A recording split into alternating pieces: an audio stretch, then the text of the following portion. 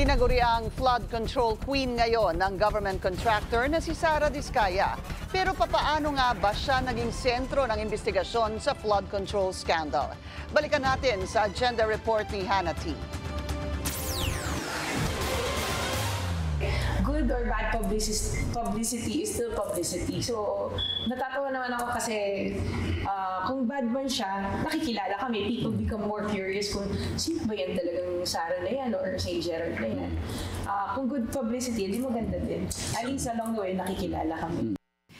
Nasilip ang marangyang buhay ni Sara at Curly Diskaya matapos ang series of interviews ng ilang veteranong journalists sa kanila. Ang clip na ito galing sa October 2024 interview ng aming desk editor na si Francis Folve. Pero ang mas nag-viral ang pag-flex nila ng kanilang yaman, partikular ang sandamakmak na luxury cars. And then these are the ginagamit ko talaga when we go out sa mga...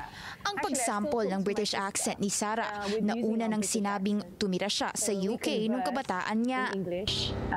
I even converse with my kids in my accent and they understand both the British accent as well as the American English accent. At ang tila public admission niya sa pagpasok sa DPWH projects, kaya raw sila nakaangat sa buhay. Ang interviews naging daan para ungkatin ng netizens ang kanilang background. Mapa-memes, serious posts o satirical captions ng mga artista, hindi natahimik ang issue sa mga Diskaya. Kalaunan, uminit pa nga sa mata ng taong bayan ang lifestyle ng tinaguriang Nepo babies. Halong galit, puot at pagkalungkot ang naramdaman ng netizens dahil dito. Kasunod niyan, sumalang na sa hot seat si Sara sa Senate Blue Ribbon Committee hearing.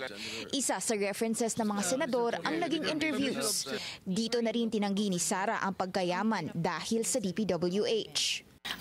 They spliced the video that was taken of me and just mentioned the DPWH. So, contractor na po kami for 23 years. So you're saying that the television station and the persons interviewing you edited your answers? I think so, sir, kasi I did mention that I was doing local government as well as private po. Ang balita ko, dun sa interview mo, binili mo yung isang Rolls Royce dahil nagandahan ka sa payong? Tama ba? Sir, yes po. Doon din na-diskubreng ang luxury cars binili pala sa isang car dealer na may issue sa smuggling. In less than a week, kinumpiska ng customs ang 12 luxury cars ng mga Diskaya. Tinanggi na rin ni Sara ang paggamit ng taxpayers' money para bilhin ang kanilang mga sasakyan. Pero hindi naniniwala ang isang senador dito. Sabi ni Senate Blue Ribbon Committee Chair Rodante Marcoleta, taong bayan na raw ang bahalang humusga sa kanila. Matapos ang pagdinig, sinubukan ng aming team kumuha ng panayam mula kay Sara, pero hindi ito nagpa-interview.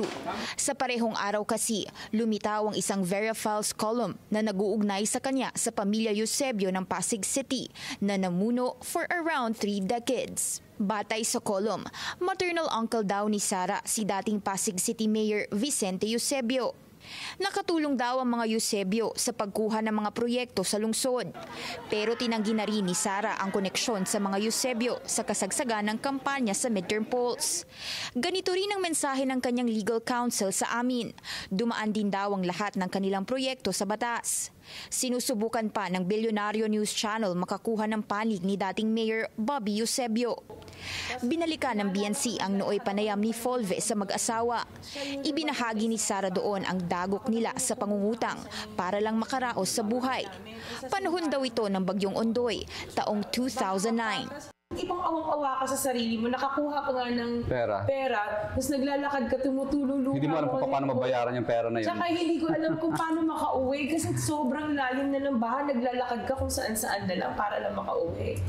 Sa kasagsagan daw ng pagdaan nila sa butas ng karayom mula 2003, ang taong sinimulan ang St. Gerard hanggang 2014 nang magsimula silang makaraos dahil sa isang construction project. Ngayon naman, pagbabato ng putik ang inabot ng St. Gerard mula sa flood survivors at mga aktivista para kalampagin ang pamilya Diskaya sa di umano'y maanumalyang flood control projects nito. Para sa agenda, Hannah T. Bilyonaryo News Channel.